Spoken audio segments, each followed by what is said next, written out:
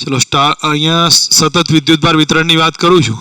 सतत विद्युतभार वितरणना આપણે 3-4 ટોપિક સમજીએ।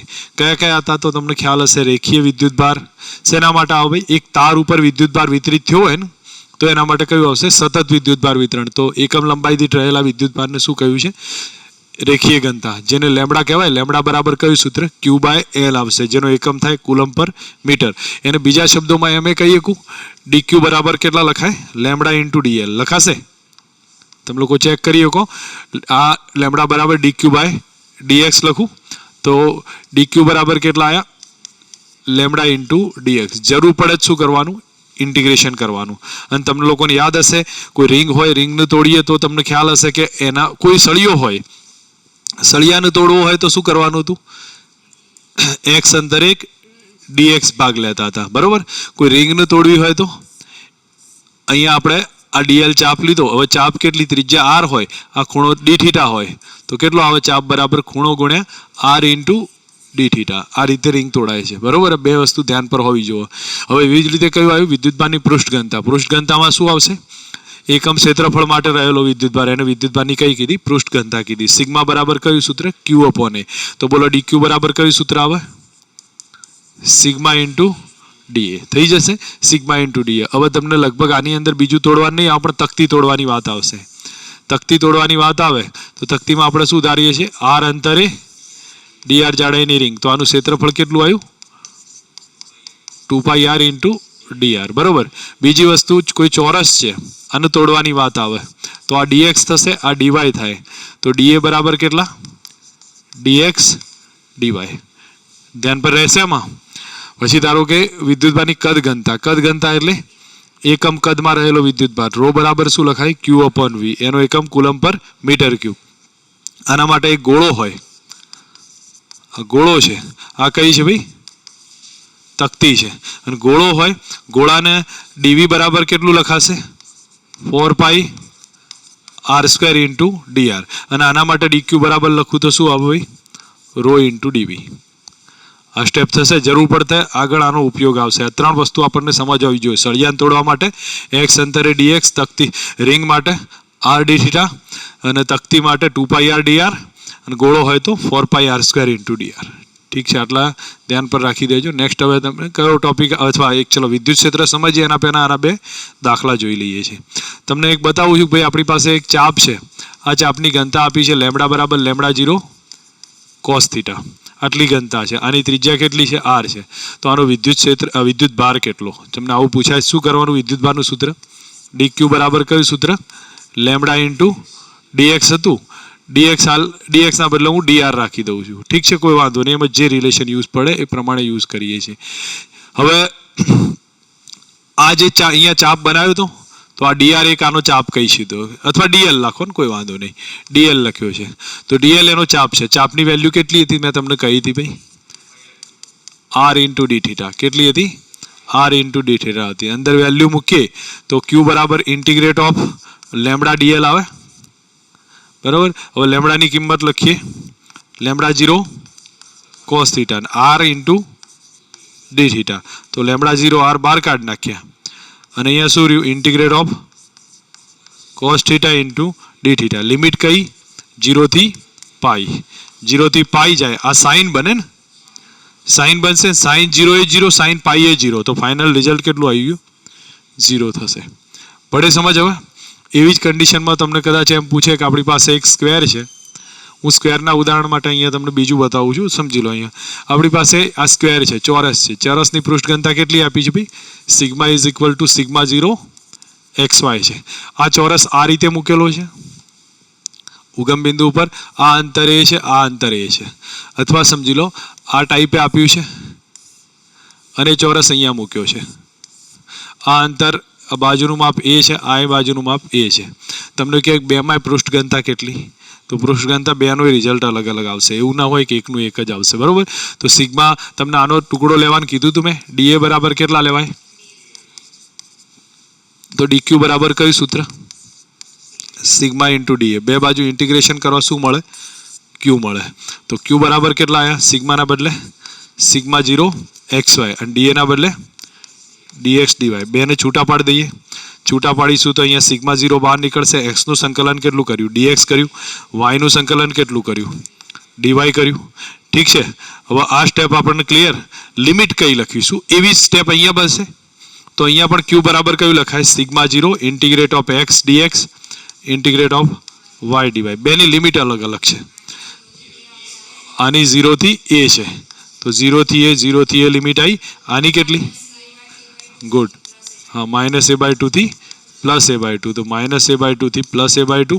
અહીંયા પણ -a/2 થી +a/2. ઠીક છે. ડેટા તમે લોકો મૂકો, જવાબ આવશે. જે બી રિલેશન હોય એની કેલ્ક્યુલેશન કરવાની આવે. સમજાવું કે આવડે? કરી શકો? વિદ્યુત ક્ષેત્રની વાત કરું છું. વિદ્યુત ક્ષેત્રમાં તમને ખ્યાલ હશે 2-3 સિમ્પલ. વિદ્યુત ક્ષેત્રનો મતલબ શું થાય? વિદ્યુત ભારની આસપાસ જેટલા વિસ્તારમાં એની અસર પ્રવર્તે એને વિદ્યુત ક્ષેત્ર કહીએ છીએ. અથવા બીજી વ્યાખ્યા સિમ્પલ, એકમ વિદ્યુત ભાર દીઠ લાગતા બળને શું કહેવાય? વિદ્યુત ક્ષેત્ર. તો 2 સિમ્પલ વ્યાખ્યાઓ છે. આપણે એમાં ડેપ્થમાં નહીં લઈ જતા. ફક્ત એફનું ઇક્વેશન E બરાબર કયું લખીશું? F/Q છે. તો સમજી લો આપણી પાસે ઘણા બધા વિદ્યુત ભારો હોય તો એના કારણે જે વિદ્યુત ક્ષેત્ર ક્રિએટ થાય એનું એક સિમ્પલ ઇક્વેશનના આધારે જોઈએ તો એનો એકમ કયો બન્યો ભાઈ? ન્યૂટન પર કુલમ અથવા વોલ્ટ પર મીટર છે. બરોબર. હવે આપણી પાસે એની ડાયરેક્શન જોઈએ તો મેં તમને કીધું વિદ્યુત ક્ષેત્રની દિશા ક્યાં હોય ભાઈ? બળની દિશામાં હોય. બીજું તમને લોકોને ખ્યાલ હશે, વાસ્તવમાં એની દિશા જોવા જવું તો હું કઈ લઉં ભાઈ? ધનથી ઋણ તરફની દિશા લઈ લઈશ. ધનથી ઋણ તરફની દિશા લઈશ. બાકી પછી ધન વિદ્યુત ભાર હોય તો ક્ષેત્રની ક્યાં જાય? દિશામાં જાય. અને ઋણ હોય તો ક્યાં જાય? ક્ષેત્રની વિરુદ્ધ દિશામાં. બરોબર. હવે અલગ અલગ પોઈન્ટ્સ માટે વિદ્યુત ક્ષેત્રની વાત આવશે. બિંદુવત વિદ્યુત ભાર માટેનું વિદ્યુત ક્ષેત્ર આપણે પહેલા ચેક કરીએ. બિંદુવત વિદ્યુત ભારનું વિદ્યુત ક્ષેત્ર NCERTમાં આપણે ભણી ગયા છીએ. કયું આવે? KQ/R². બરોબર. અને E proportional to 1/R². તો E વર્સિસ R નો જે ગ્રાફ આવશે એ કેવો આવશે? E proportional to 1/R². આનો આ ટાઈપનો ગ્રાફ હોય. ધન વિદ્યુત ભાર હોય ક્ષેત્ર બહાર જશે, ઋણ હોય ક્યાં જશે? અંદર જશે. ઠીક છે.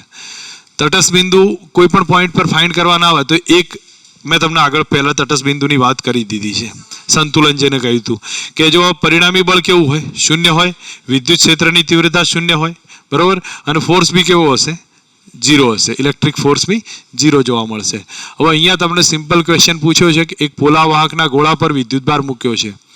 આઈ થિંક આ કોન્સેપ્ટ આપણે પોલા ગોળાની અંદર આવશે પણ હું અહીંયા લઈ લઉં છું. હવે આવ્યો છે તો ક્વેશ્ચન 10 માઇક્રોકુલમનો વિદ્યુત ભાર છે. 2 મીટર ત્રિજ્યાના ગોળાના કેન્દ્ર પર વિદ્યુત ક્ષેત્ર કેટલું? કોઈ કહી શકે ભાઈ? પોલા ગોળો હોય ને એના કેન્દ્ર ઉપર વિદ્યુત ક્ષેત્ર માંગ્યું છે. શું આવે? 0 આવે. બરોબર. તો કેટલું આવશે? 0 હશે. ઠીક છે. યુઝ છે એટલે પૂછ્યો તો. બરોબર. ક્લિયર ને ભાઈ? બિંદુવત વિદ્યુત ભારના કારણે તંત્રના કારણે વિદ્યુત ક્ષેત્ર. તો તંત્રના કારણે વિદ્યુત ક્ષેત્ર શું કરવાનું? બધાનો સદિશ સરવાળો. સંપાતપણાનો સિદ્ધાંત છે. સિમ્પલ, કોઈ વધારે છે નહીં. ઘણા બધા વિદ્યુત ભારો આપ્યા છે અને એમના કારણે પરિણામી વિદ્યુત ક્ષેત્ર શું થાય? બધાનો સદિશ સરવાળો. આ આપણે ક્યાં ભણી ગયા? ફોર્સમાં ભણ્યા હતા. ઠીક છે ને? તો ફોર્સનો ટોપિક જોઈએ છે. હવે અહીંયા તમારા સામે આ પાછો ક્વેશ્ચન રિપીટ કર્યો. અહીંયા 4 કેટલા વિદ્યુત ભારો મૂકેલા છે? સેન્ટર પર વિદ્યુત ક્ષેત્ર કેટલું? ચલો કોઈ કહી શકે ભાઈ? ડિસ્ટન્સ A જેટલું, R જેટલું છે. તો સેન્ટરનું ડિસ્ટન્સ કેટલું થાય? R/√2. ક્લિયર છો કે કન્ફ્યુઝન છે? હવે R/√2 આવ્યું. તો મને કહો ભાઈ કેટલું થાય વિદ્યુત ક્ષેત્ર? ગણવું પડે? હા, 0 થશે. જોઈ વિચારીને કહો. ગુડ. અચ્છા, તો પણ કેટલું થાય એના માટે તમે લોકો પહેલા તો લોજિકલ બનો. ફાલતુના ટોપિક ના લાવો અહીંયા. બરોબર. 0 થઈ જાય ને અદિશ થાય ને આ બધું કોઈ મતલબ નહીં. તમને પહેલા ખબર હોવી જોઈએ કે કઈ રીતે બનશે. જો આનું વિદ્યુત ક્ષેત્ર આનું E ગણું આ તરફ હોય તો આનું એનથી ડબલ હોય. હવે અહીંયા હું આ તરફ ખેંચતો લઉં છું તો આ કેટલું હશે? E હશે. માઇનસ છે તો આ તરફ ખેંચે કેટલું હશે? 2E. તો પરિણામી જોવા જાવ શું થયું ભાઈ? E આ તરફ અને આ બેની બાદ બાકી લઉં તો E કઈ તરફ આવ્યું? આ તરફ આવ્યું. તો રિઝલ્ટન્ટ કેટલું આવ્યું? √2E થયું. બરોબર. E ની વેલ્યુ કેટલી? KQ/R/√2 નો હોલ સ્ક્વેર. કેટલા આયા? R² થયા. તો ફાઇનલ રિઝલ્ટ કેટલું આવ્યું? E ફાઇનલ √2e બરાબર 4√2 સોરી 2√2 ને 2√2 KQ બાય હોલ સ્ક્વેર. બોલો ક્લિયર છો?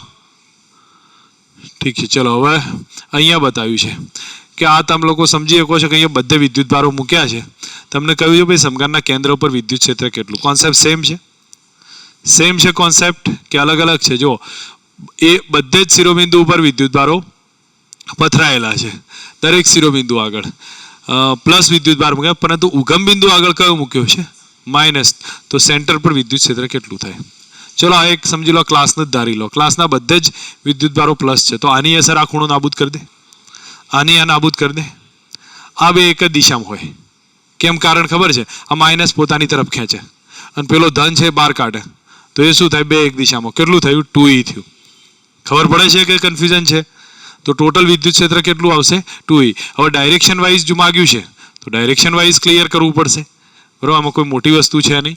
જો ડાયરેક્શન વાઇઝ ક્લિયર કરીએ તો એ તમને, ચલો આ સદિશ છે, એ સદિશને આપણે x caret y caret z caret લખ્યું, i caret j caret k caret આવશે. તમે લોકો મને આમાં સિમ્પલ પહેલાં તો મૂલ્ય તો શોધી આપો. મૂલ્ય શોધશો એટલે ડાયરેક્શન તો આપણે એમને મળી જશે.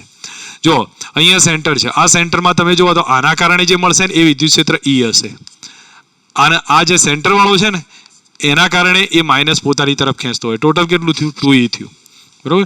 તો 2e ઇઝ ઇક્વલ ટુ આ E total is equal two 2e છે. અને E ની વેલ્યુ બોલો, કોઈ કહી શકે ભાઈ? KQ by a by √3. કેટલો આવે ભાઈ? a by √3. અહીંયા k ની વેલ્યુ લખવાની છે. કેટલા આવે? 1/4πε0 q અપોન a બાય √3 નો હોલ સ્ક્વેર. ઠીક છે. બોલો કેટલા થયા ફાઇનલી? 2 જતો રહ્યો, √3/2 થયા, sorry 3/2 q upon πε0 into a square. હવે અહીંયા એકમ સદિશ મૂકવો છે, તો એકમ સદિશ x y z ના આધારે મૂકીશ તો હું અહીંયા લખતી વખતે પહેલાં તો સ્ટેપ કરું છું i caret j caret k caret. મને પ્લસ માઇનસ નહીં ખબર એટલે હું પ્લસ માઇનસ પછી લખીશ, પણ આનું મૂલ્ય લખવું પડે ને. યાદ આવે છે? ભૂલી ગયા છો સદિશ? તો i caret plus j caret plus k caret હશે, માઇનસ હશે, મને નહીં ખબર, પણ અહીંયા મેં √3 લખ્યું. તો આપણી પાસે આ ઓપ્શનમાંથી બને આન્સર. હવે એણે શું કીધું છે એ જ સમજ રાખો કે આપણી પાસે એ જાય છે ક્યાં? તો પરિણામી વિદ્યુત ક્ષેત્ર આમ જાય છે ને, તો નેગેટિવ આવશે. અને એક્સ કેવો હશે? નેગેટિવ હશે. દેટ મીન્સ હું માનું ત્યાં સુધી આ ટાઈપનો વિદ્યુત ક્ષેત્ર ગણીએ છીએ. વાસ્તવમાં ત્રીજા ચરણમાં જાય એવું લાગે છે ને ફીલ આમ નીચે, તો એવું તેમાં એક્સ વાય ઝેડ બધા નેગેટિવ હશે. તો એટલા માટે આપણે કયું લખી શકીએ? બી ઓપ્શન આવશે. પડી સમજ કે હજી કન્ફ્યુઝ છો? નહીં ખબર પડતી? હા તો આયા કે નહીં? Okay, 1 minute. મારી કોઈ ભૂલ થઈ છે ગણતરીમાં? એ બાય √3 જ છે ને? આ √3a/2 થાય બેટા, તું ખોટું બોલીશ મને. અહીંયા આ જે ડિસ્ટન્સ છે ને એ કેટલું થાય?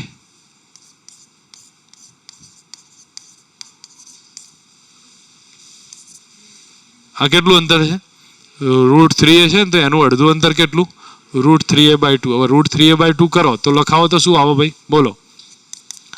2 ઉપર જશે, 4 કેન્સલ થાય એટલે 2/3 રહે, બરોબર? q by πε0 into a square. હવે તમે લખી શકો છો કેટલા આવશે? i caret plus j caret plus k caret. અને બાજુમાં આગળ નિશાની કઈ લખો? માઇનસ, કારણ કે ચોથા ચરણમાં જાય છે. આવડશે? હવે અહીંયા શું કીધું છે? આમાં સેન્ટર પર બધામાં ઇલેક્ટ્રિક ફિલ્ડ કેટલું હોય? 0 હોય.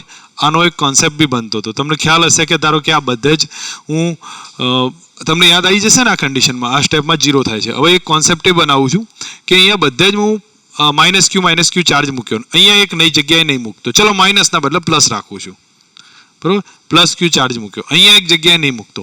તો કે એના પરિણામી કેન્દ્ર ઉપર વિદ્યુત ક્ષેત્ર કેટલું થાય? હા, એના એકના જ ઉપર મૂક્યો હોય ને એના જેટલું થાય, બરાબર?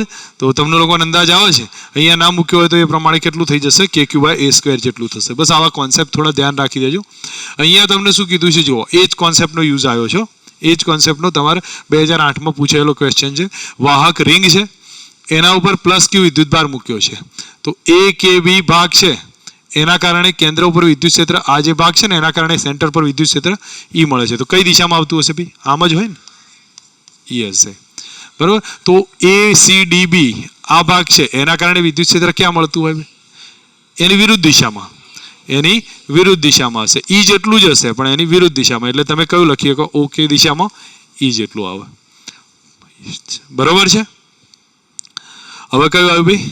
ચાપના લીધે વિદ્યુત ક્ષેત્ર. કેટલા સૂત્ર યાદ છે? 2k લેમ્બડા બાય આર, પછી સાઇન આલ્ફા બાય 2 હતું કે નહીં? તો તમને લોકોને ખ્યાલ હશે કયું આવે? 2k lambda by R sine alpha by 2. Alpha કયો વચ્ચેનો ખૂણો છે? આ ચાપનો ખૂણો થશે. સિમેટ્રિક હોય ત્યારની કન્ડિશન. ક્લિયર છો? 2k lambda by R sine alpha by 2. Okay. ગ્રેવિટેશનમાં કયું થતું હતું? જો એ જ બતાવ્યું છે અહીંયા. તમે પૂછે કે એકવાર ગુરુત્વાકર્ષણનો ચાપ છે તો કે ના બદલે જી કરો, ક્યુ ના બદલે એમ કરો, બાકી બધું સેમ. તો જરૂર પડે તો યુઝ કરી લેવાય ગ્રેવિટેશન માટે બી. ઠીક ને? હવે અહીંયા તમને પૂછ્યું છે, બોલો સેન્ટર પર વિદ્યુત ક્ષેત્ર કયું આવે ભાઈ? ઈ બરાબર 2k lambda by R sine alpha by 2. Alpha કેટલો છે? પાઈ જેટલો ને. આખો ખૂણો કેટલો? પાઈ જેટલો છે. અને pi by 2 sine pi by 2 કેટલા થાય? 1 થાય. કેટલો આવ્યો ભાઈ? દિશા આ તરફ હોય બધા ભેગા થઈને. ઓકે, ચલો બતાવતા જાઓ. આમાં કેટલો ખૂણો?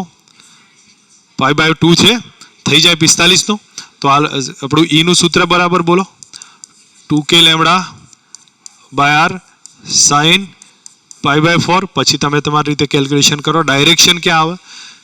બેની ભેગી થઈને આવે. કયા ચરણમાં? ચોથામાં આવે. ઠીક છે.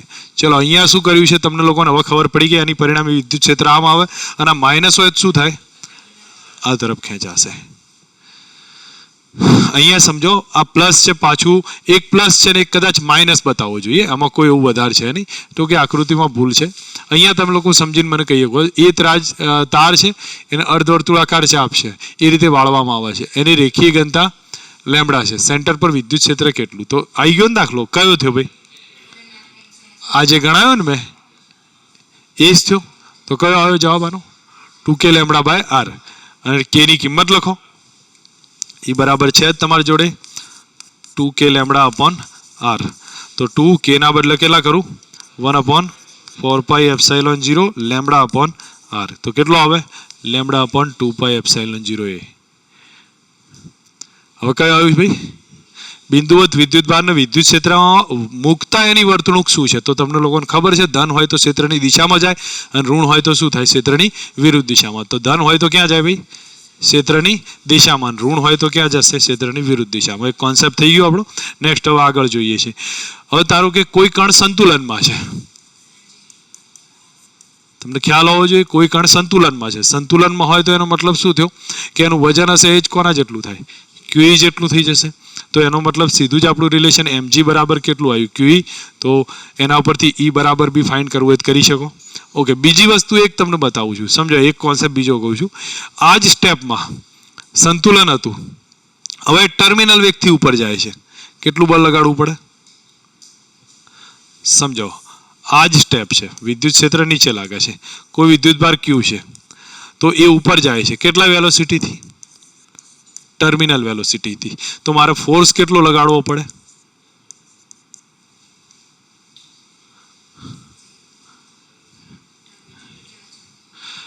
એક્સટર્નલ ફોર્સ અચળ નથી ભાઈ. એના પર લાગતું પરિણામી એક સમજો. હું તમને કહું છું, તમે લોકો એક વસ્તુને સમજવાનો ટ્રાય રાખજો કે જ્યારે ટર્મિનલ વેલોસિટીથી ઉપર જાય છે તો એક પહેલાં તો શું હતું? બેલેન્સ હતું. હવે એ ડ્રેગ ફોર્સના આધારે કેલ્ક્યુલેશન કરીને આપણે ફાઇન્ડ કરીને બતાવ્યો છે. તો એ સ્ટેપમાં જ્યારે અચળ વેગથી ઉપર જવા દીધો છે તો એ દરમિયાન રિઝલ્ટન્ટ ફોર્સ કેટલો છે? 0 છે. હવે સમજો કે એને એટલા જ પ્રવેગથી ઉપર જવા દેવો હોય કોઈ કન્ડિશનમાં, તો એ દરમિયાન ફોર્સ આનાથી ડબલ થઈ જશે. ધારો કે mg જેવો ક્યુઈ જેટલો લાગ્યો ને એવો નીચે આવવાની ટેન્ડન્સી હતી. પહેલાં સમજો, પહેલાં બેલેન્સ કર્યો, પછી એને વી વેગથી ઉપર જવા દેવો છે, તો એ દરમિયાન એનો ફોર્સ કેવો થશે? ડબલ થશે. નોર્મલ કોન્સેપ્ટ છે, યુઝ થશે. આગળ બતાવ્યું છે કે ભાઈ વિદ્યુત ક્ષેત્રની દિશામાં કોઈ ગતિ કરતો વિદ્યુતભાર. મેં પહેલાં સિમ્પલ શું કીધું? ફક્ત વિદ્યુતભાર કેવો હોય? સ્થિર હોય. હવે શું કર્યું છે? વિદ્યુતભાર ગતિ કરે છે. જેમ કે આ સ્ટેપ છે, કોઈ વિદ્યુતભાર અહીંયા નીચેની તરફ ગતિ કરે છે, તો એના માટે કયું સ્ટેપ આવશે? તો તમને ખબર છે પરિણામી બળ કયું લાગે? QE બરાબર કયું આવે? MA થાય, તો MA થશે તો A બરાબર QE બાય M આવ્યો, આટલો પ્રવેગ આવ્યો. હવે તમને લોકોને કદાચ આમાં ઇક્વેશન્સ પૂછાય તો હું માનું ત્યાં સુધી તમને અંદાજ આવવો જોઈએ કે પ્રવેગ કેટલો છે? QE by M. સમજાય એને પ્રારંભિક V0 વેગથી ગતિની શરૂઆત કરીને છેલ્લે અંતિમ વેગ થાય છે V. તો વેગનું ઇક્વેશન કયું આવ્યું? V બરાબર V0 પ્લસ AT, અથવા શું લખાય?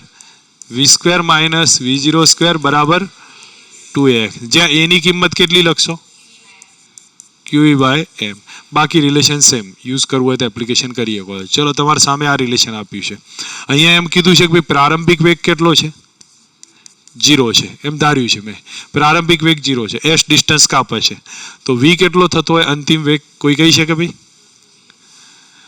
V² બરાબર V0 0 પ્લસ કેટલા? તો V કેટલો? √2s. વેગમાન કેટલું? બરાબર M ઇન્ટુ √2s. અને બોલો ગતિ ઉર્જા હાફ mv², તો હાફ M ઇન્ટુ 2s, તો કેટલું આવ્યું? MS. પડી જાય સમજ? આવી રીતે ગમે તે પૂછે તો ગણી કઢાય. કે હજી સમજાવવું છે? ચલો, વિદ્યુત ક્ષેત્રને લંબ રૂપે ગતિ કરતો કોઈ વિદ્યુતભાર હોય તો અહીંયા સમજો કોઈ વિદ્યુતભાર અહીંયા કઈ રીતે દાખલ થાય છે ભાઈ? વિદ્યુત ક્ષેત્ર આમ છે ને, તો એને લંબ રૂપે દાખલ થાય તો કઈ ગતિ કરે? પ્રક્ષિપ્ત ગતિ કરે. અને પ્રક્ષિપ્ત ગતિ કરે તો ધન વિદ્યુતભાર હોય તો આમ જશે ક્ષેત્રની દિશામાં, ઋણ હોય તો ક્યાં જાય? નીચે જશે. તો તમને લોકોને અંદાજ હોવો જોઈએ, નેગેટિવ ચાર્જ હોય તો ઉપર જશે, નીચે આવશે, પોઝિટિવ ચાર્જ હોય તો ઉપર જાય. તમને આના ઇક્વેશન લખાવાના છે. તો પહેલું તમને અંદાજ આવવો જોઈએ પ્રવેગ કયો થાય, બાકી કંઈ બીજું વધારે નથી. પ્રક્ષિપ્ત ગતિના રિલેશન આવડતા હોય તો તમે એક્સનું આ સૂત્ર એક્સ કહી શકીએ છીએ, એક્સને અવધિ આર કહેવાય, અને વાય એક્સનું ડિસ્ટન્સ છે અને વાય ધારી લઉં છું, બરોબર? તો વાય બરાબર કયું સૂત્ર હતું? પ્રક્ષિપ્ત ગતિમાં આવી રીતે હાફ GT² હતું, બરોબર છે? અને અવધિનું ઇક્વેશન આર બરાબર કયું હતું? એક્સ અક્ષનો વેગ VX into time T. Time ટીની કિંમત અહીંયા લખું છું, ટાઈમ ટી બરાબર આર અપોન કેટલા આવે? VX. અહીંયા હું અવધિમાં G ચેન્જ કરી દઉં છું. બોલો, G ના બદલે શું કરું? A લખાશે. A કેટલો? QE by M. ઠીક છે ને?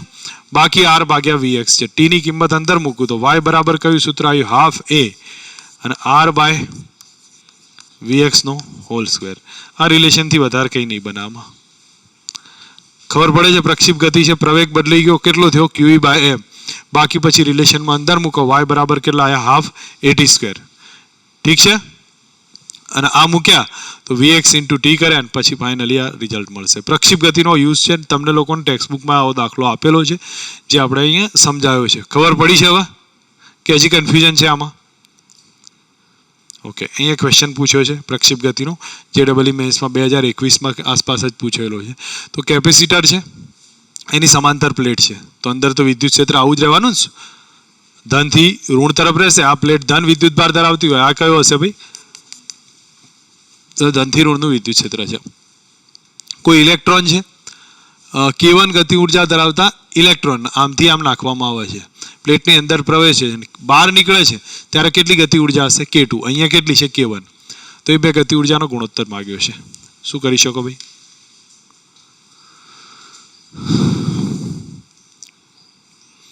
સમગ્ર ગતિ દરમિયાન શું અચર રહેશે ભાઈ? પ્રક્ષિપ્ત ગતિ થાય તો શું અચર રહે? લોજિકલ બનાવો, થોડા ક્લિયર હોવું જોઈએ. સમગ્ર ગતિ દરમિયાન શું અચર રહે? પ્રક્ષિપ્ત ગતિમાં શું અચર રહે છે? પ્રક્ષિપ્ત ગતિમાં પ્રવેગ અચર રહે. બીજું કઈ અચર રહે છે? X દિશાનો વેગ અચર રહે. ક્યાં દિમાગ રાખો છો? તો X દિશાનો વેગ રહે કે નહીં? X એટલે વિદ્યુત ક્ષેત્રને લંબ દિશાનો વેગ અચળ રહે, તો આ દિશાનો વેગ અચળ છે. ખબર પડે છે? તો આ દિશાનો વેગ કેટલો આવ્યો? V1 cos આલ્ફા થાય એટલો કેટલો થયો? V1 cos આલ્ફા બરાબર કયો આવ્યો? V2 cos beta. તો V1 બાય V2 કેટલા? કોસ બીટા ભાગ્યા કોસ આલ્ફા. શું માગ્યું છે? કે ચલે છે વી સ્ક્વેર, તો k1 બાય k2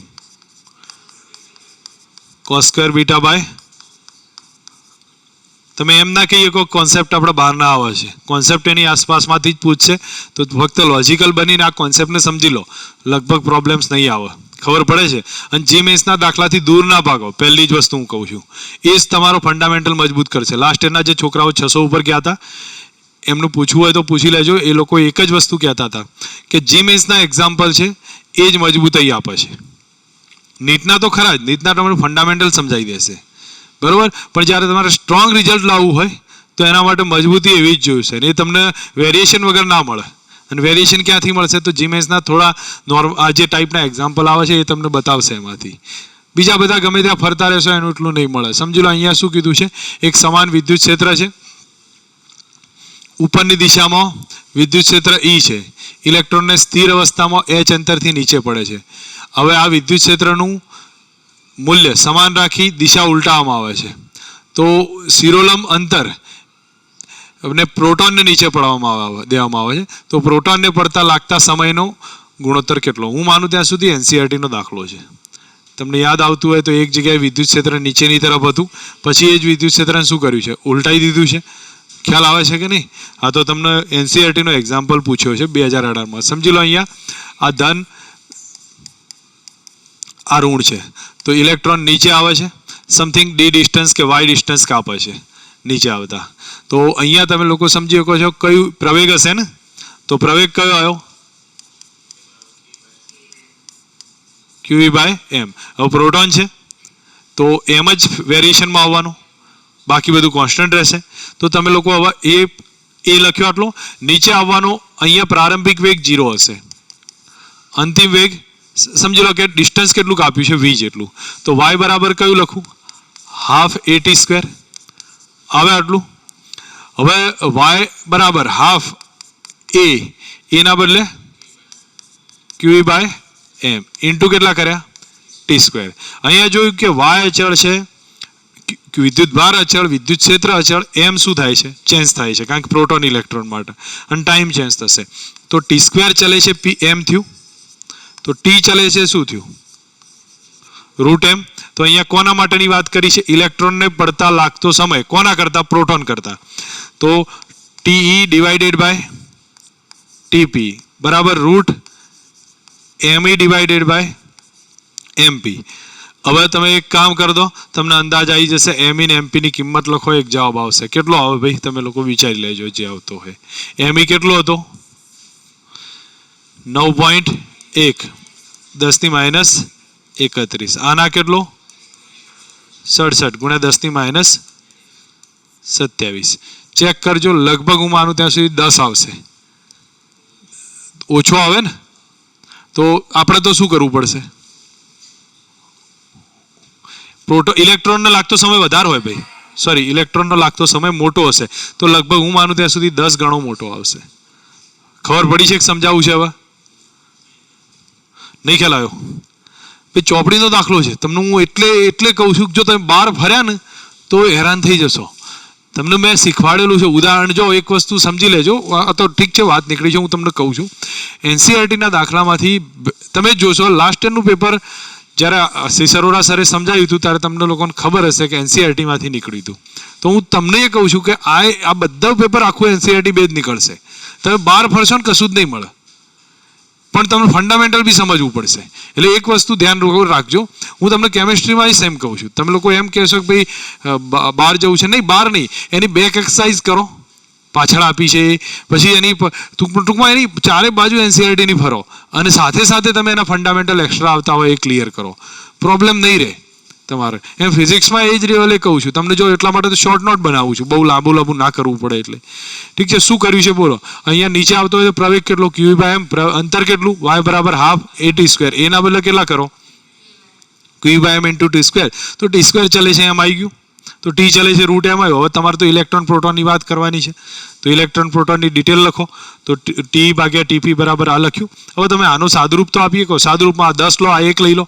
ચલો, એનાથી જે થતું હોય તો તમને ખબર પડી જશે કેટલો આવશે. રૂટ 2 ક્રેક નહીં રૂટ, તો એ પરથી તમે જુઓ તો એ અંદાજ આવી જશે કેટલો આવે, બરોબર. તો 10 ગણો આવશે જવાબ. ઠીક છે. અહીંયા જો કેલ્ક્યુલેશનમાં શું કીધું છે તમને મેં સીધું જ બતાવ્યું હતું. એક સેન્ટેન્સ મારે બોલવાનું રહી ગયું હતું જે અહીંયા આપી દીધું છે. બોલો અહીંયા કહ્યું છે કે આ ગતિપથ કેવો છે ભાઈ, પરવલય છે. તો અહીંયા આપણે લખી દઈએ છીએ પરવલય ગતિપથ હશે. તો આમાં શું થયું છે, પરવલય છે. બીજો કોન્સેપ્ટ એક રહી ગયો છે જે હું બતાવું છું કે વિદ્યુત ભાર છે. અહીંયા આપણે બતાવ્યું હતું ને કે ધન ઋણમાં વાત કરી હતી. ધન આમ જાય છે, વેગમાં શું થાય ભાઈ, વધારો થાય. આના વેગમાં શું થાય, ઘટાડો થશે. આપણે આ બી ધ્યાન રાખી દઈશું એટલે જેથી કરીને પોઈન્ટ વાઇઝ ક્લિયર થતા જાઓ. આમાં કયો આવે ભાઈ, પરવલય આવશે. હવે કયો આવ્યું છે, ગતિમાન વિદ્યુત ભાર ની વિદ્યુત ક્ષેત્રમાં વર્તણૂક કઈ હશે. તો એ ઓલરેડી આપણે ડિસ્કસ કરી લીધી છે એટલે ફાલતુમાં નહીં જતા, મારી થોડી ભૂલ થઈ છે. કયો આવશે, ફ્લક્સ અને ગાઉસનો નિયમ. તો ફ્લક્સની અંદર વાત કરું, તમે લોકો પહેલા ક્ષેત્રફળનો સદિશ ક્યાં હોય એ ખબર હોવી જોઈએ. ક્ષેત્રફળનો સદિશ ક્યાં હોય, બહાર હશે લંબ રૂપે. તો અહીંયા આપણી પાસે ક્ષેત્રફળનો સદિશ આ બતાવ્યો છે. વિદ્યુત ક્ષેત્ર આમ છે, બે વચ્ચેનો ખૂણો કેટલો, થીટા છે.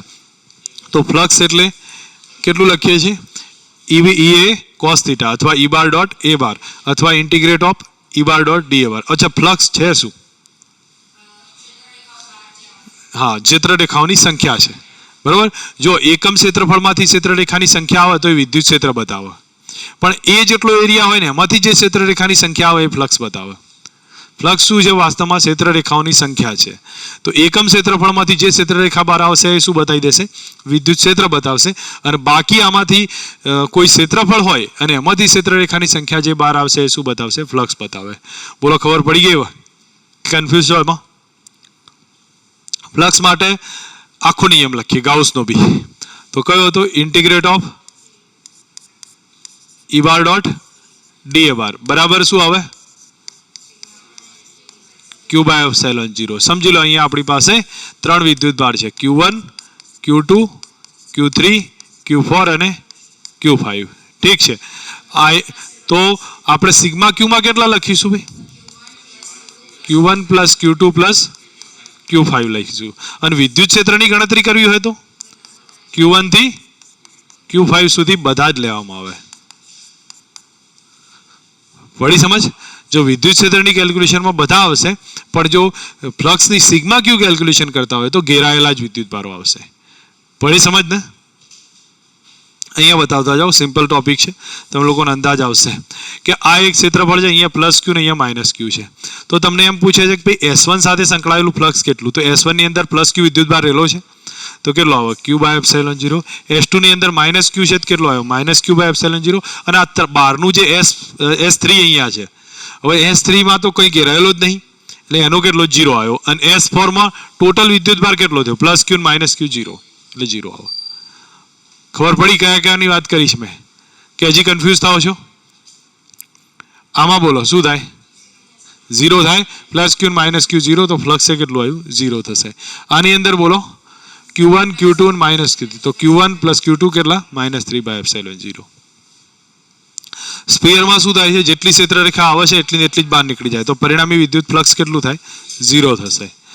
અહીંયા તમે લોકો ચેક કરી શકો છો કે વિદ્યુત ક્ષેત્ર આમ જાય છે તો દરેક પૃષ્ઠ સાથે સંકળાયેલું વિદ્યુત ફ્લક્સની વાત કરીએ તો આના માટે આપણે કયો દાખલો મહત્વનો છે ભાઈ, NCERT નો 12-13 દાખલા, 11-12 કેવા દાખલા છે એ બે એક્ઝામ્પલ ઇમ્પોર્ટન્ટ છે. હું અહીંયા લખી દઉં છું, તમે લોકો એ ખાસ નોટ કરો તો ક્લાસની અંદર લખી દેજો. NCERT ઇલ્યુસ્ટ્રેશન છે ને, ઉદાહરણ 11 અને 12, અધરવાઇઝ 13 હશે, મને કંઈ ભૂલ થતી હોય તો 11-12 છે. આ બે એક્ઝામ્પલ નોટ કરવાના ખાસ. બીજી વસ્તુ, આની અંદર તમે મને કહો કે આ જે આ એરિયા છે, આ બહાર આવતો, એની સાથે સંકળાયેલું ફ્લક્સ કેટલું, એની સાથે સંકળાયેલું ફ્લક્સ, આ જે એરિયા છે અથવા ચલો ઉપરનો એરિયા, એની સાથે સંકળાયેલું ફ્લક્સ કેટલું,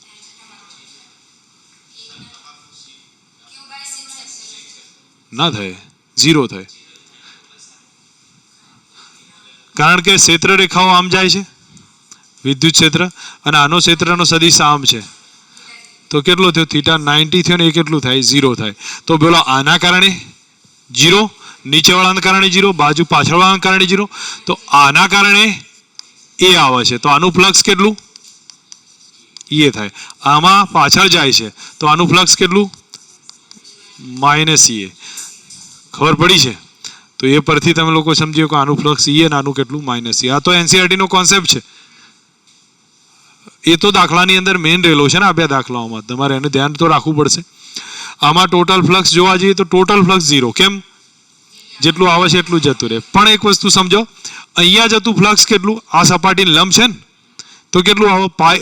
અહીંયા તમે જુઓ ટોટલ ફ્લક્સ હું અહીંયા લખું πr² × E. આ ફ્લક્સમાં કે આ સપાટીમાં કેટલું? πr² × E. હવે તમે લોકો સમજવાનું ટ્રાય રાખજો. જેમાં દાખલ થતું હોય ફ્લક્સ નેગેટિવ, બહાર નીકળતું હોય ફ્લક્સ પોઝિટિવ. તો આની અંદર શું થાય છે? દાખલ થાય છે, અંદર દાખલ થાય. તો આનું ફ્લક્સ કેટલું? πr². ઠીક છે. અને આ ભાગનું કેટલું? હવે તમને પહેલો ક્વેશ્ચન એ થવો જોઈએ, આ કેવું છે ભાઈ? માઇનસ છે. પહેલો ક્વેશ્ચન એ થવો જોઈએ કે આનું તો 2πr² ક્ષેત્રફળ ના આવે. 4πr² નો અડધો થાય કે નહીં? તો 2πr² ક્ષેત્રફળ ના આવે. મેં કેમ πr² લખ્યું છે? ફ્લક્સ લંબ સપાટીને ગણવાનું હોય. તો આને લંબ સપાટી કઈ છે? πr² છે. તો મેં કયું લખ્યું? πr². તો ઉપર ભલે વક્ર રહી પણ આમ લંબ સપાટી કઈ? πr² છે. તો એટલે કયું આવ્યું? πr² છે. હજી કોન્સેપ્ટમાં કોઈ કન્ફ્યુઝન? આમાં ફ્લક્સ કેટલું? તો જુઓ, હવે તમે લોકો બિંદુ જ સમજો. આમાં કઈ સપાટી લઈશ? લંબ સપાટી. અને લંબ સપાટી કેટલી? 2πr² આવી. ખબર પડી છે? એમાં લંબ સપાટી કઈ આવી? 2πr² આવી. તો આના માટે કેવું? આ સપાટી માટે નેગેટિવ, કારણ કે અંદર દાખલ થાય. બહારની માટે પોઝિટિવ. તો સર્ક્યુલર કરતા કર્વમાં કેવું છે? નેગેટિવ છે. બોલો, કોઈ કન્ફ્યુઝન છે? હવે પોઈન્ટ ખબર પડી છે? હવે અહીંયા તમને બતાવ્યું સેન્ટર પર એક વિદ્યુત ભાર મૂક્યો છે. હવે ફ્લક્સ કેટલું? Q/ε0. ટોટલ ફ્લક્સ કેટલું ભાઈ? Q/ε0. એના કેટલા ભાગ પાડ્યા? 6 ભાગ પાડ્યા. અને 6 ભાગ પાડું દરેકનો કેટલો આવે? દરેક બાજુના ભાગે Q/6ε0. આ એજ અને કોર્નરના લખવાની જરૂર નહીં, એમાં ફ્લક્સ ના પસાર થાય. ખબર પડી જાય કે સમજાવું છે? હવે ચલો, અહીંયા મૂક્યો છે કોઈ વિદ્યુત ભાર. તો તમારે શું કરવું પડે? હંમેશા ફ્લક્સ શોધવા માટે બીજો એવો ને એવો જેને લગાવીને બંધ કરી કાઢો. તો એવો ને એવો લગાવીને બંધ કર્યો તો ટોટલ ભાગમાં ઘેરાઈ ગયો. તો ટોટલ ફ્લક્સ કેટલું? Q/ε0. અને બે સમઘનને ડિવાઈડ કરો, ફ્લક્સ કેટલું આવે? Q/2ε0. અહીંયા તમને કોર્નર પર મૂક્યો છે, તો કોર્નર પર એને બંધ કરવો હોય તો શું કરવું પડે? 8 ઘન મૂકવા પડે. 1 2 3 4 અને ઉપર 4, 8 થયા. તો ટોટલ ફ્લક્સ કેટલું થયું? Q/ε0. દરેક બાજુના ભાગે કેટલું આવ્યું? સોરી, દરેક ઘનના ભાગે કેટલું આવ્યું? 8 ઘન 8 કર્યા એટલે Q/8ε0. ઓકે, બાજુઓ કેટલી ખુલ્લી છે? એક આ બાજુ ખુલ્લી, એક પાછળ ખુલ્લી ને એક નીચે ખુલ્લી, 3 ખુલ્લી. તો Q/8ε0 એના ભાગે આવ્યું. અને એમાં 3 ભાગ પડશે બાજુના. તો Q/8/3 કેટલા આવ્યા? બરોબર. અહીંયા મને કહો બાજુના ભાગે કેટલું આવે?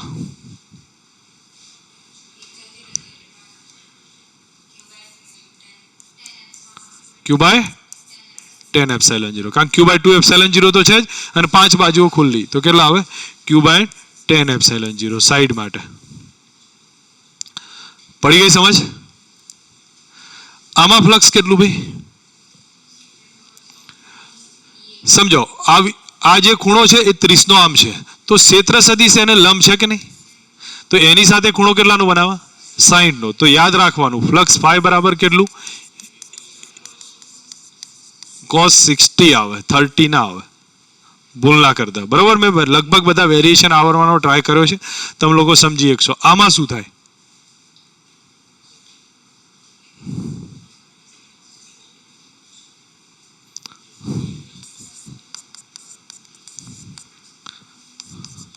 કેટલો આવે ખૂણો ભાઈ? બોલ ભાઈ. 45. તો કેટલો આવે? ક્ષેત્રફળ સાથે ખૂણો બનાવો. કેટલો ખૂણો બને?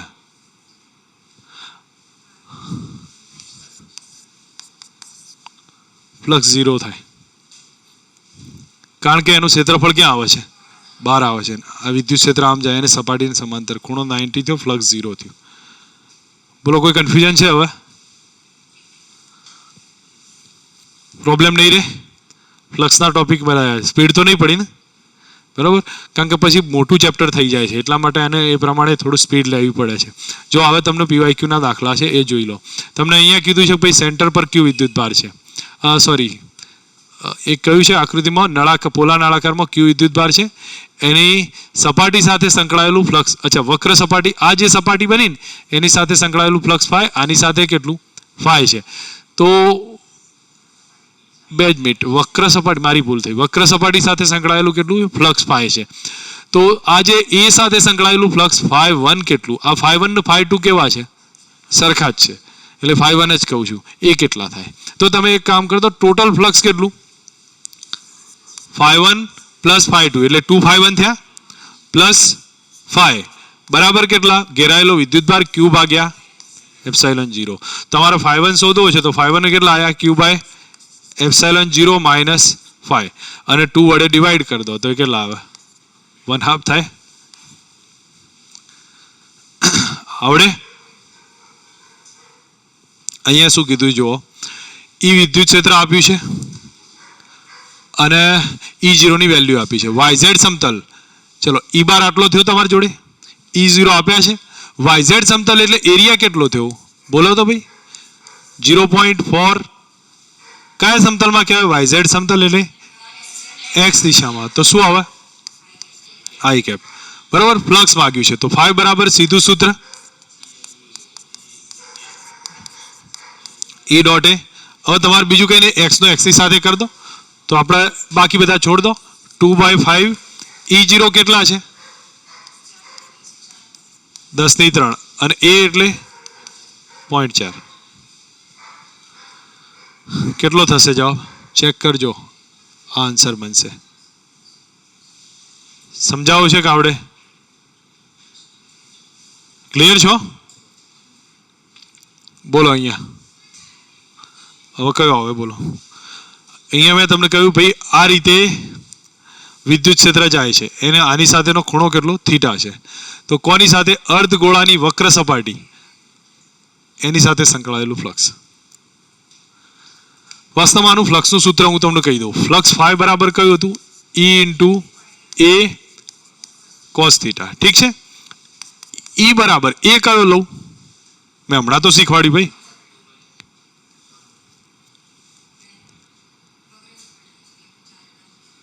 કયું આવે ભાઈ?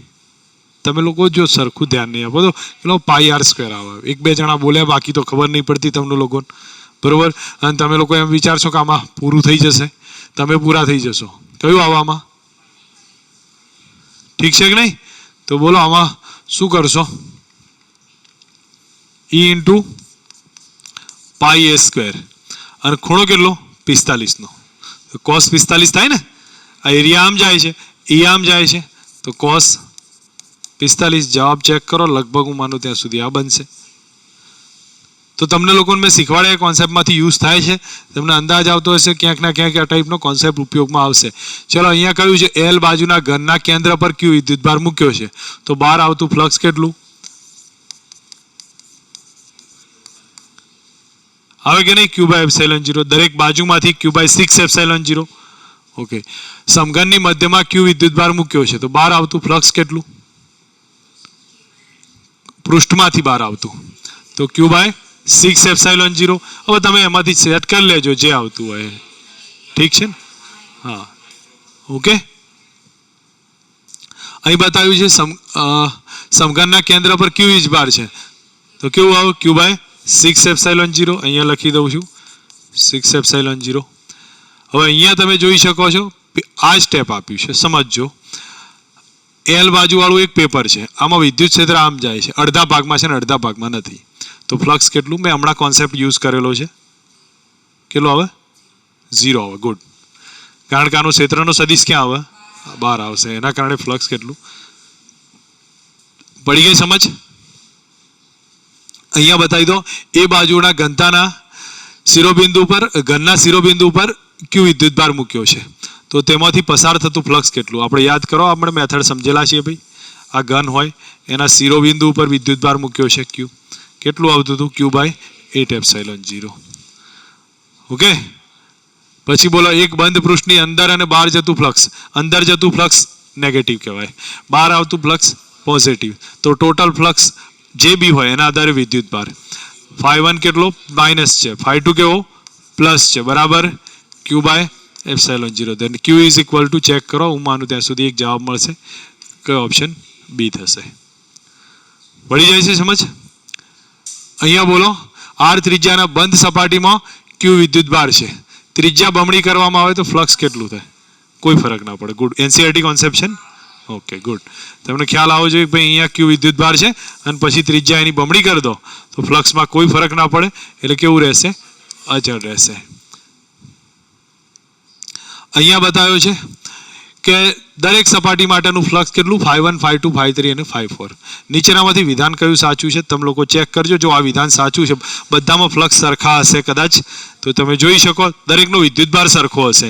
આનો 2Q છે, આમાં કદાચ લખવામાં મને ભૂલ લાગે છે, એકાદ માઇનસ હોવો જોઈએ. અચ્છા છે તો થઈ ગયું, ઠીક છે, બરાબર. અને આમાંય કેટલો? 2Q છે. આમાંય કેટલો થાય? 2Q થશે. તો ટોટલ ફ્લક્સ બધાનું કેવું થાય? સરખું આવે. પડે ને સમજ? બોલો પૃથ્વીની સપાટીથી ઉપરની બાજુએ વિદ્યુત ક્ષેત્રનું મૂલ્ય આપ્યું છે. ઉપરની બાજુ કીધું છે. પૃથ્વીના જેની દિશા કઈ બાજુ છે? કેન્દ્ર તરફ છે. સોરી. તો પૃથ્વીની સપાટી પર પૃષ્ઠ વીજભારનું કેટલું હશે? પૃષ્ઠ વીજભાર કેટલો હોય? જો સમજો, પૃથ્વીની સપાટી છે એમાં વિદ્યુત ક્ષેત્ર ક્યાં છે? અંદર તરફ છે ને? હા, તો અંદરની તરફ ક્ષેત્ર આમ જાય છે, E છે. તો φ બરાબર કયું આવે? E into A.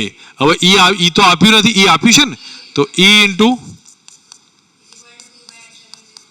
4πr² બરાબર કેટલા કરું? થોડી ગણતરી વાળો દાખલો થયો. E ની કિંમત લખી અને 4πε0 એટલે K થઈ જાય, 1/K થાય ને. કેલ્ક્યુલેશન કરીએ આપણે તો Q બરાબર જો E ઇન્ટુ r², જો 2 minute, E into r² divided by K થાય ભાઈ, ડિવાઇડેડ બાય K થયા. E ની વેલ્યુ 150 છે, R કેટલા? 6400, 6.4 ગુણ્યા 10⁶ અને એનો એ શું થયો? સ્ક્વેર. અને K એટલે 9 ગુણ્યા 10⁹. થોડી કેલ્ક્યુલેશન કરી લઈએ, હું માનું ત્યાં સુધી કંઈ ના કંઈ આન્સર મળશે તમને.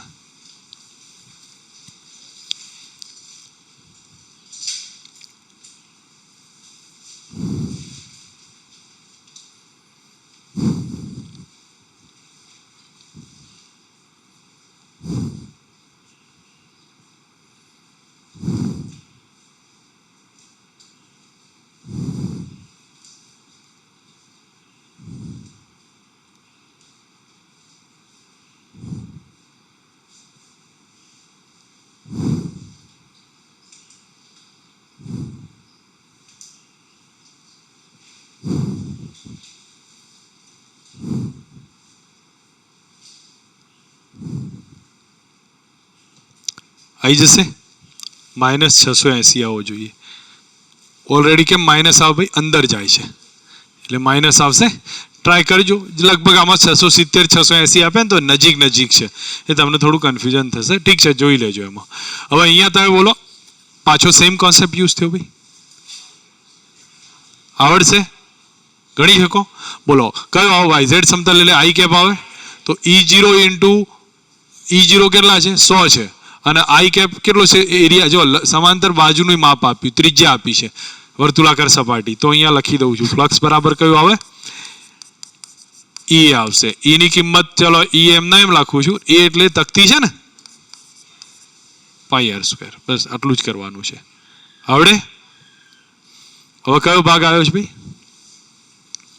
કયો ટોપિક આવ્યો? નિયમિત વિદ્યુતભારિત તાર હોય એનું વિદ્યુત ક્ષેત્ર. અને એમાં 2 ટાઈપ્સ આવશે. કયા? નિયમિત લંબાઈનો અને અનંત લંબાઈનો, મતલબ ચોક્કસ લંબાઈ હોય અથવા અનંત લંબાઈ હોય. તો અનંત લંબાઈનું સૂત્ર વિદ્યુત ક્ષેત્રનું કયું આવે ભાઈ? E બરાબર 2k⁻r છે. યાદ આવે છે? અને આ કોના માટે છે? અનંત લંબાઈ માટે. અને અર્ધ અનંત માટે E બરાબર k⁻r થાય. કેટલું થઈ જશે કે લેમડા અપોન આર. હવે ધારો કે આપણને અહીંયા લખી જ દઉં છું ઈ બરાબર કયું આવે ભાઈ કે લેમડા બાય આર. અને પરિમિત લંબાઈ આપી હોય ઓકે અહીંયા પરિમિત લંબાઈનું કીધું નથી હું તમને અહીંયા લખી દઉં છું. પરિમિત એટલે ચોક્કસ લંબાઈ હોય આ બાજુથી અને આ તરફથી અહીંયા પ્લસ ચાર્જ છે લેમડા ઘનતાવાળો તો આનો આ ખૂણો θ1 થતો હોય આ ખૂણો θ2 થાય આ ડિસ્ટન્સ આર છે તો ઈ બરાબર કયું સૂત્ર આવે કે lambda by R sine θ1 plus sine θ2. ઠીક છે યુઝ કરી લેજો. ડાયરેક્શન રહેશે આ તરફની. વાસ્તવમાં પરિમિત લંબાઈમાં બે ડાયરેક્શન આવે એક્સ એક્સની આવે વાય એક્સમાં આવે પણ આપણે હાલ પૂરતું નીટ લેવલનો કોન્સેપ્ટમાં જોઈએ તો બહારની જરૂર છે એડવાન્સમાં જોઈશું તો એ માઇનસ તરફે આવે છે. હવે કયું આપ્યું છે તારની આસપાસ ફરતી ગતિ કરતો વિદ્યુત ભાર હોય તો ક્યારે ગતિ કરશે તમને અંદાજ આવે છે. અહીંયા તાર ઉપર કયો વિદ્યુત ભાર રાખ્યો છે ભાઈ પ્લસ છે અને આ માઇનસ શું કરશે આની આસપાસ ગતિ કરતો ધાર્યો છે. હવે ગતિ કરતો હોય તો તમને સ્વાભાવિક અંદાજ આવે છે કે ભાઈ આ સ્ટેપમાં કેન્દ્રગામી બળ આવવાનું તો કેન્દ્રગામી બળ કોણ પૂરું પાડે વિદ્યુત બળ પૂરું પાડશે અને વિદ્યુત બળ જો પૂરું પાડતું હોય તો પછી v² બાય આર કરું તો આવર્તકાળે આવે ને આવૃત્તિ આવે ને બધું આવી જશે આખું કુટુંબ આવશે એની હાથે ખબર પડે છે. તો ટૂંકમાં આપણે બીજું કંઈ નહીં કરવાનું આપણે પહેલો કોન્સેપ્ટ સમજવાનો છે. કોન્સેપ્ટમાં શું કરવાનું છે જો તમને એટલી ખબર પડે કે આમાં બળ કેટલું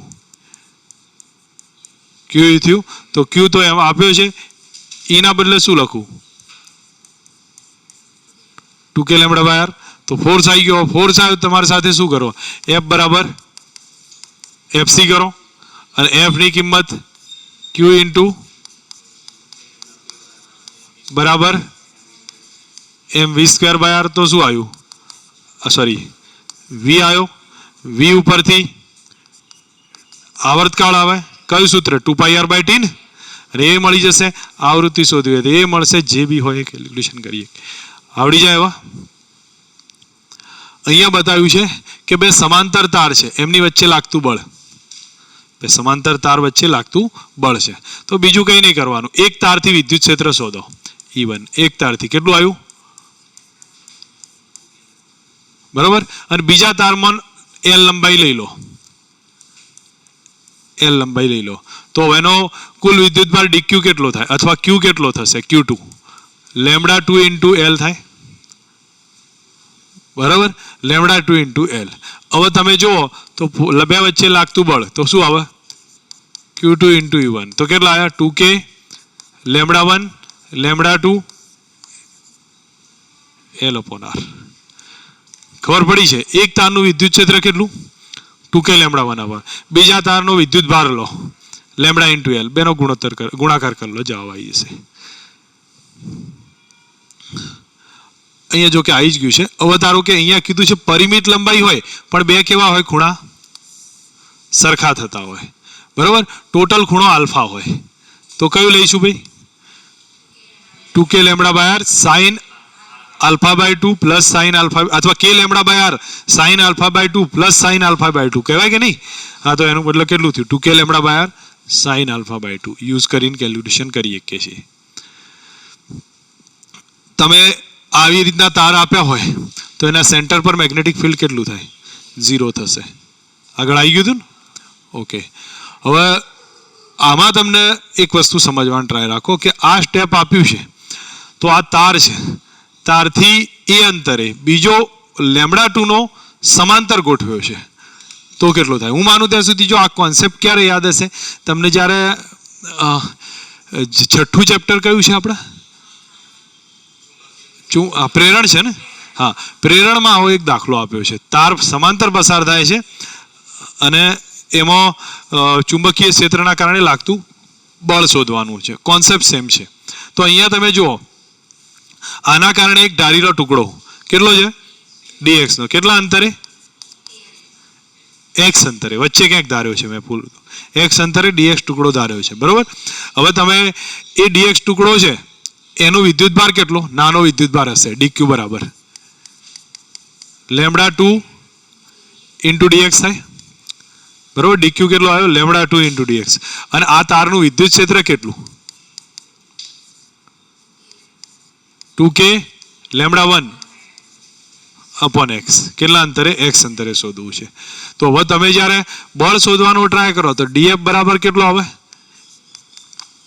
e1 into dq આવે હવે e1 છે 2k લેમ્ડા 1 upon x અને આ કેટલા લેમ્ડા 2 into dx તો df f બરાબર જોઈએ તો અહીંયા 2k લેમ્ડા 1 લેમ્ડા 2 બહાર કાઢી નાખીએ integrate of 1 upon x into dx રે લિમિટ ક્યાંથી ક્યાં જાય છે a થી a plus l a થી a plus l તો આપણે રિઝલ્ટમાં શું આવ્યું force 2k lambda 1 lambda 2 ln a plus l by યાદ આવે છે આ બધી વસ્તુઓ બેઝિક છે એવું નહીં કે આમાં આપણે અઘરું છે દાખલામાં નહીં આ તો તમને સિમ્પલ છે આગળ યુઝ આવે છે હજી એનાથી આગળ ક્યાંક યુઝ આવશે તો તમને આ તો બેઝિક ખબર હોવી જોઈએ ભાઈ આ સ્ટેપમાં આનું વિદ્યુત ક્ષેત્ર શોધી લો પેલાનો નાનો ટુકડો શોધી લો અને પછી બેનું ગુણાકાર કરો 1 upon x આવ્યું એનું સંકલન થયું ln x અને અપર લિમિટ ભાગ્યા લોઅર લિમિટ ક્લિયર થાય એમાં તો આ રીતે આની એક વાત કરી છે હવે તમને અહીંયા ક્વેશ્ચન પૂછાયો છે એમાં તમે લોકો સીધો જ જવાબ કહી શકો છો કંઈ અઘરો નથી ક્વેશ્ચન આકૃતિમાં દર્શાવ્યા પ્રમાણે ક્યુ વીજભાર છે કે આના લંબાઈ કેટલી છે એલ છે તો લેમ્ડા કેટલો આવ્યો ભાઈ ક્યુ બાય એલ પહેલું કામ પૂરું અને લંબ દ્વિભાજક પર પી બિંદુ કેટલા અંતરે છે એ એટલે √3/2l ત્યાં વિદ્યુત ક્ષેત્ર કેટલું હું માનું ત્યાં સુધી સૌથી સહેલો ક્વેશ્ચન છે કેટલો આવે 2k લેમ્ડા upon a ઠીક છે હવે તમે લેમ્ડાની કિંમત લખો અને a ની કિંમત લખો જવાબ આવી ગયો મૂકો કિંમત કેટલો થાય છે અને k ની કિંમત લખો ઓપ્શન થવો જોઈએ સી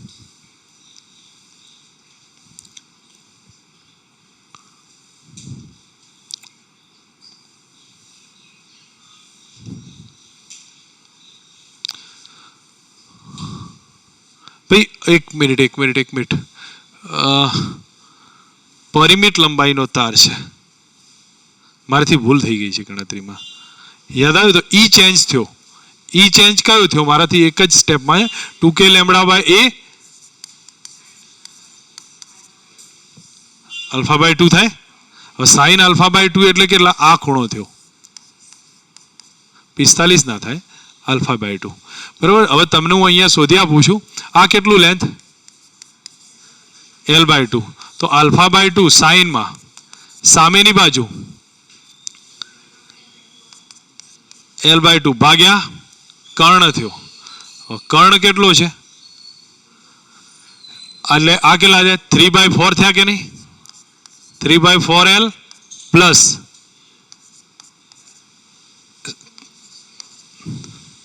3/4 l² અને l²/4 તો કેટલા આયા l² આયા તો l આવી ગયા l કેન્સલ થઈ જશે તો sin અલ્ફા બાય 2 કેટલા આયા 1/2 થયા તો 1/2 આપણે મૂકીએ અંદર તો 2 into k 1/4πε0 લેમ્ડાના બદલે q/l અને sin અલ્ફા બાય 2 ના બદલે 1/2 હવે બનાવી અને એ રહી ગયો ને પાછો હવે એના બદલે લખું √3l/2 આવી જશે હવે પડે સમજ કે હજી સમજાવવું છે કન્ફ્યુઝન છે જીમેસના દાખલા થોડા તમને મજબૂતી આપશે વિચારોમાં ખબર પડશે આમાં ચલો 2019નો ક્વેશ્ચન છે હું માનું ત્યાં સુધી જાતે કરો પ્લસ લેમ્ડા અને માઇનસ લેમ્ડાના બે તાર છે એક પ્લસ લેમ્ડા અને માઇનસ લેમ્ડા બે તાર એકબીજાથી કેટલા અંતરે મૂક્યા છે 2r અંતરે મધ્યમાં વિદ્યુત ક્ષેત્ર કેટલું તો આનું પ્લસ આવે આનું આમ ખેંચે તો કેટલા આવે E1 વત્તા E2 તો 2e થઈ ગયો e ટોટલ બરાબર 2e હવે 2e ના બદલે r અને r ના બદલે અડધું અંતર r જ છે ને ભાઈ હા તો આપણે કેપિટલ r કરતો ઠીક કે હજી કન્ફ્યુઝન કયો આવે ડી આવશે ઓકે ને